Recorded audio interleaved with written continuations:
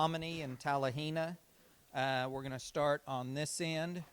Head coach Gravitt from Talihina, and he will give an opening statement, tell us who he brought with him, and then assistant coach from Hominy, Coach Miller, and he'll give us an opening statement and tell us who he brought with him. So, Coach Gravitt. Sir. Kelly Gravitt, Talihina High School. Let me start first by thanking Mr. Jackson, Mr. Johnson, OSSAA, certainly UCO, how you guys facilitate this week and game day is something special, something we don't take for granted, and it's really special to the players and something they can hold on to, the memories they make this week for a lifetime. Next, I'd like to give a shout out to the Golden Tiger Nation back home, the fans. There's something special about small school football and atmosphere, and appreciate those guys for a lot of years. Lots of people have poured their heart and soul in that program, and football is important in a small school as it is everywhere, but there's something special about small school football, and I love that town and the people in it, and I'm thankful for those guys. Next, I'd like to congratulate the Hominy Bucks and Coach Christian. Man, that is a program rich in history, and they're familiar with this game, and I want to congratulate them for making it again, and also give a deep, warm, heartfelt my condolences to Coach. He is laying his mom to rest, and unfortunately, he can't be here today.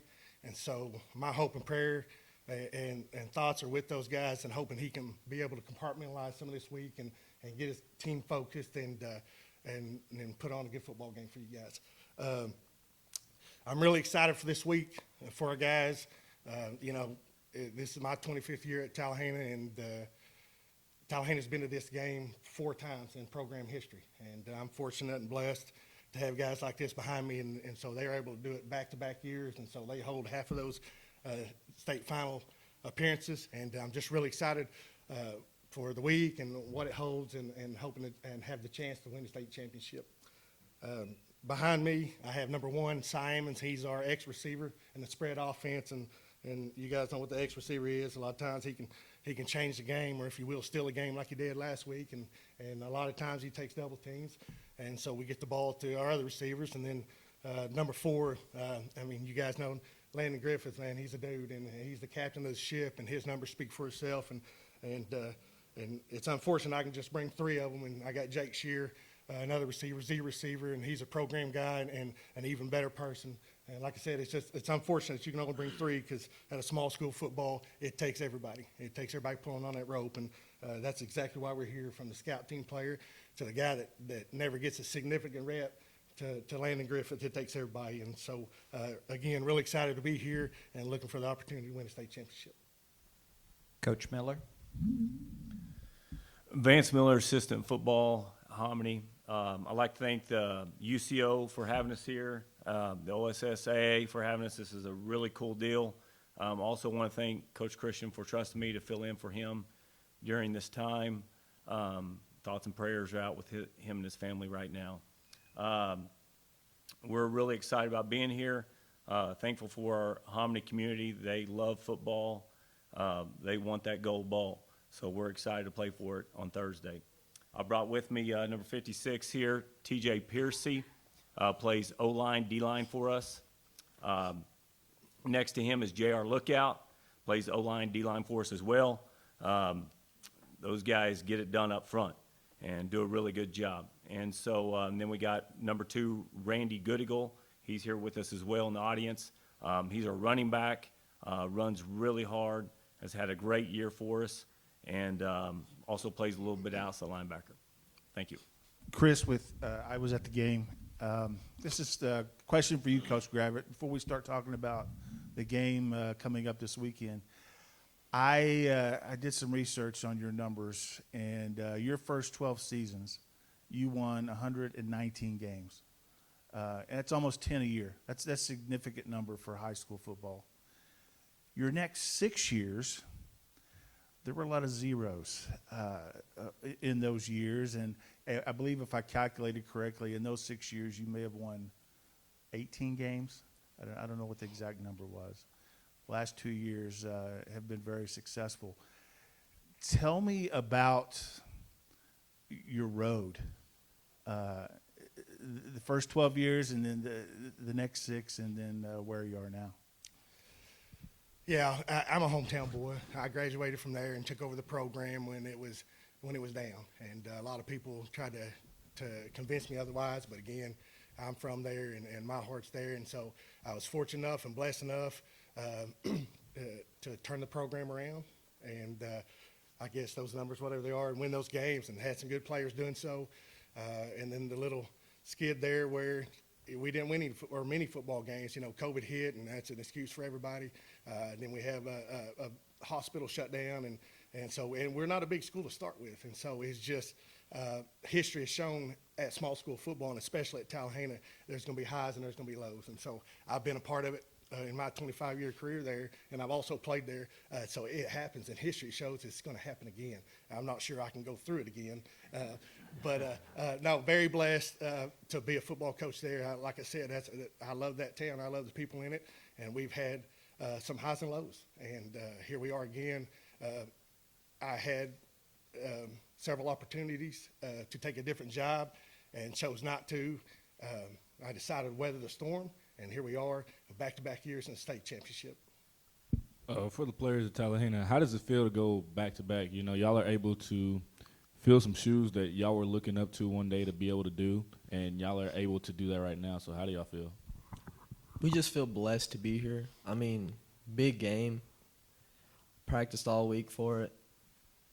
I mean, we've worked all year for it. Last year we came up short. This year we're looking to bring it home. Yeah, it just brings everything all year around. You got to work hard on off season and during season, and just blessed to be back-to-back years. Last year we came up short. Hopefully this year we can win it one. Hey, Kelly, could you just talk a little bit more about the year that you guys had to shutter varsity football? I think you've said before COVID was part of that, but the decision to do that, and I know that these guys sitting behind you were part of the young group that then brought varsity back, but can you just reflect a little bit on that? Yeah, so we struggled there with numbers, and I think one year we had 13 on the roster and then 14 on the roster, so we knew the numbers were declining. And then, of course, if you're not going to win football games, football is not real important to some of the kids that's never really played football. And so just right there to speed up the story, I'm the football coach, athletic director, and principal, so I met with every boy in school and auditorium. And not that it was a NIL deal, but begged them to play football to keep the program afloat. And they know my reputation, and just like every one of these football guys, they're dudes and they get at it. But my reputation precedes me, I guess. I'm hard, and so they really didn't want any part of that, and you can't blame them. 6 a.m. workouts and all the things that all the football programs do. So we just couldn't get enough numbers, and so we kind of held our breath and kept praying and went to summer workouts. And the first summer workout I had 3. The max we had 5. Well, we did 32 workouts, and I mean, everybody, you don't have to be a dang math teacher to figure it out. You're not going to have enough numbers. So I had to go to school board and present to them how I was trying to solve the problem. And then, of course, I got amazing support there. But we had to put our heads together and try to figure out how we're going to save a program. And in that conversation in that next 2 weeks, we were debating on we tried to go 8-man, but the numbers wouldn't allow it, and you could go independent, but we could only find 3 ball games. They debated on whether we should just go 2 seasons of baseball, but I think it was in the middle of that redistricting because we couldn't do that after talking to Mr. Jackson, OSSAA. And so just not that our hands were tied, it's just something that we had to weather the storm. And I didn't necessarily have to, but I chose to because, again, that's where my heart's at, and that's the people I love. And so these guys behind me were 8th graders. And so, they've been pretty successful growing up and kicking everybody's tail. But, again, that's Bandit League football, and that's 7th and junior high football. And so I put a plan together, and every day when the bell rang, these guys as 8th graders came to the football field, and we got them ready. And I had 5 underclassmen, I think 3 freshmen and 2 sophomores. And at that time, the sophomores said, "There's no way we're practicing with 8th graders."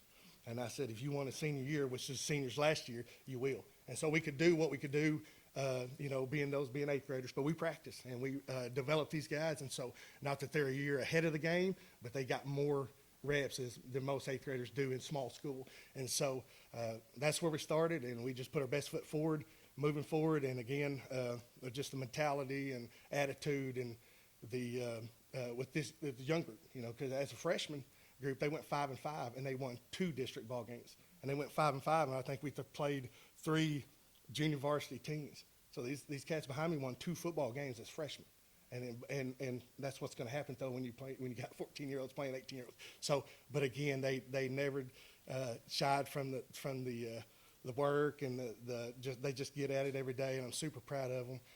And here we are. Knowing what football means in small towns, I have to imagine that dark season was pretty hard in town.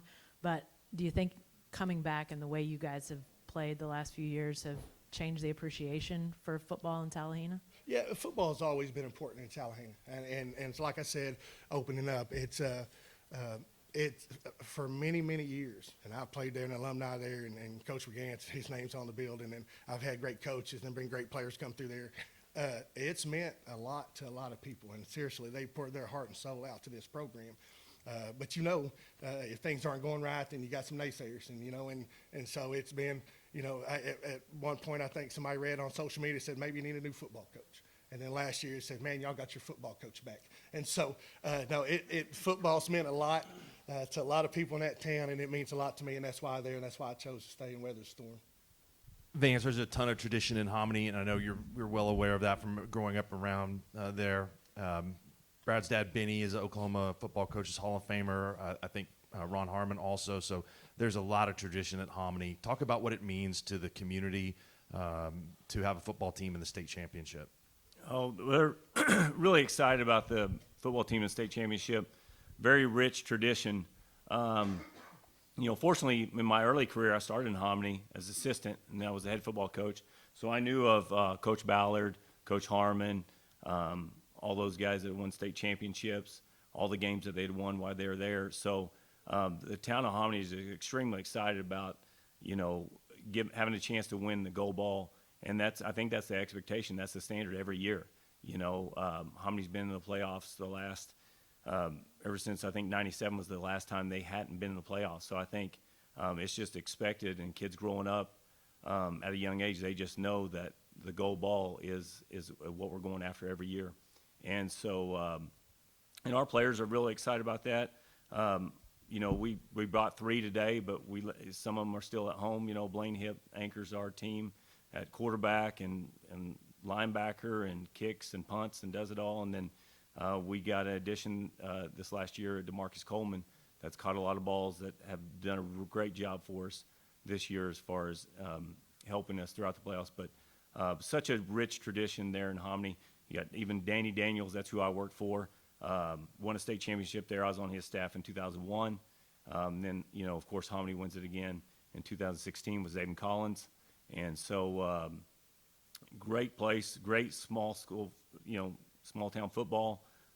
We were talking on the way over here. I'm sure the whole town will be shut down that Thursday at noon to be here at the ball game. So thank you. For the Hominy players, I know it's probably surreal being here on the big stage. Can you guys kind of talk to me about how you'll leave your legacy behind as a Buck being on the big stage?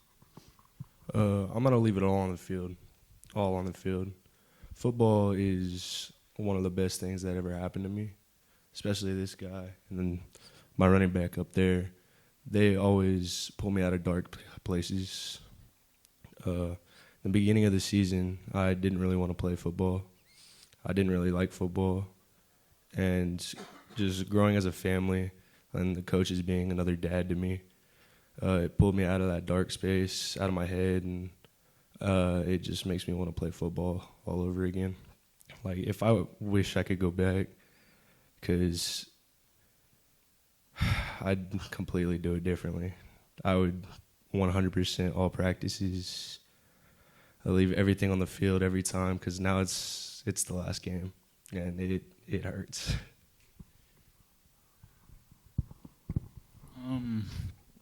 Just working hard and going to war with my brothers. Like, it's fun. can't wait till Thursday. I'm just itching for it. Like, just get happy talking about it. That's all I got to say. Hey, Coach Gravitt, let's talk a little bit about coming back for your second time at the state championship game. You know, last year you guys were kind of the surprise we talked about in those season. We've known about you guys, you know, playing our teams at Central and Gore and everybody, and how you guys used to dominate that district. And then you have the 5-5 season. You come for the state championship. How's it different this year, kind of everybody knowing how good you guys are after being here on the big stage? Well, first, it's really special to get a chance to come back to UCO, and like I said, it's happened 4 times in program history, and we're able to do it back-to-back years. It's something we don't take for granted. You know, last year, whatever it was and however we fell, you know, had to have a little luck in the quarterfinals. He pretty much dominated all season, but had to have a little luck in the quarterfinals. And I said last year to the team and to all you guys, I said, man, we got to figure out how we can do it again, how we can get back to UCO, and then secondly, how we can maybe have a different result. And I'm not a big stat guy, but the stat says that this ball club is nowhere close as last year. I mean, it says we're a way better club. And with that being said, we had to fight our tail off last week and have a little divine intervention to even be here. So nothing's guaranteed, and these guys know that, and that's why they work so hard every single day, every rep. I mean, they breathe right, and that's what I love most about this group. So it's certainly something we don't take for granted, and it's special to be here, and I'm hoping you guys, and it's going to be a good ball game. It's going to be fun to watch and entertain for you guys, and I'm hoping the Golden Tigers can bring home a gold football. Vance, obviously, winning a state semifinal game is a huge deal. To get to the state championship game, the highs of what comes with that, and then you have a real life situation with head coach's wife passing or a mom passing away. Talk about the different emotions that you guys are going through and how you're handling those. You know, Coach Christian's a phenomenal leader and very good at what he does. And so with that, and then having a great staff there at Hominy, it's definitely been tough. But when you have good people around you and people that care about people and love people, you know, and having great faith, it makes it a little bit easier as far as to handle. But I would say, you know, having a leader like Coach Christian and him just leading the way he does and having a great staff, a great team, a lot of support group around us, it's been we've been able to get it done. And so Coach Christian played for me the first time I was in Hominy, so it's kind of neat, you know, to work for him. But he's really solid and good at what he does. And unfortunately, this happened, but he's handled it really good. And having a good support group's been good. All right, I feel like I got to ask a football question. The other side, Landon Griff, the quarterback, throws the ball all over the place, over 50 touchdown passes. How do you guys try to stop that? Yes, Talihina, very talented, a lot of weapons. I think somebody mentioned earlier, you know, usually you go into a game, you're like, we're going to have to stop this kid or this kid. And now it's like, you know, you've got to stop 1, you've got to stop 4, you got to stop 9, you got to stop 3. And so I think it's just, I don't know if you stop it, but maybe slow it down a little bit and maybe try to cut out some of the big plays. And so, you know, that's just kind of how you look at it. And, you know, with football, it's a grind, but it's, you know, just teach that next play mentality. You know, we know Talihina's really good, and we've told our kids, you know, they're gonna catch some balls. They're gonna run, you know, some good runs. You just got to have that next play mentality and be able to bounce back. If that does happen, which, like I said, it probably will. So we just got to have that mindset, that mental toughness. That was kind of my final question, similarly. But for Talihina, for you guys, what are some of the things that Hominy does when you turn on that film, obviously, for this week? I know you two haven't played since that 2016 semifinal, I believe, that Hominy went on to win. But how do you guys, when you look at that team, what are the key things that kind of jump out to you from afar? Yeah, it's almost carbon copy. I was talking to Coach early in the week, and he said that Coach Miller and his brother called it, and there's a lot of similarities between both teams.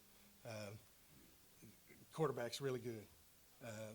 they're big and they're fast and physical on defense, and they present some things on offense. If you're not in your gap and you're not right and have great eye control and discipline, they're going to hurt you. And so, seriously, there's a lot of similarities, both on offense and defense, with this championship game going to happen. I think they're better than we are in special teams, and so we got to try to not let them take advantage of that and steal one on us in the special game on Thursday. But there's a lot of similarities, and again, it's going to be a really good football game.